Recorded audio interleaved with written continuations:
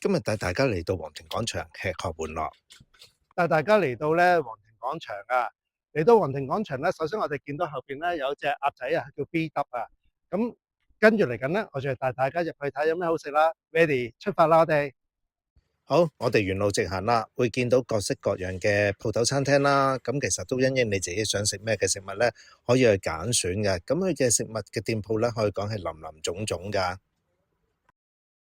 好，首先就玩一個機動遊戲嘅 3D 版先。嗱，大家可以嚟到咧就試下玩呢啲嘅。不過咧，我都比較驚少少，我都唔會玩，不過坐上去拍下片嘅啫。好，咁我哋仲可以上嚟呢度啦。咁呢個咧就係睇一個影片嘅地方啦。跟住咧，我就喺皇庭廣場見到叫唱黑啊，就一個唱 K 房嚟嘅。嗱，咁而家我預備入去咯喎。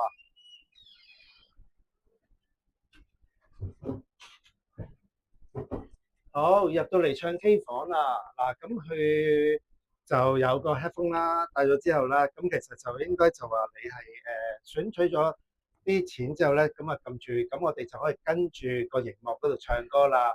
不過而家我嘅冇唱歌啦，只不過話俾大家聽嚟到皇庭廣場咧可以嚟唱 K 嘅，兩個人一齊唱 K，一齊娛樂㗎。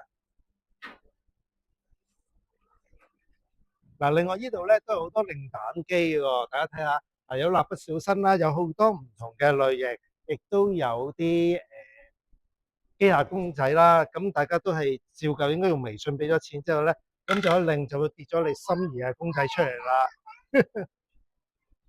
好，跟住就去玩夾公仔啦。咁一路想夾個公仔，第一夾，唉，失敗咗啦，夾唔到啦。跟住佢有啲彈珠機喎。除咗彈珠機之後，我見到有個大型嘅扭蛋機鋪頭啊，跟住第一時間衝入去睇下啦。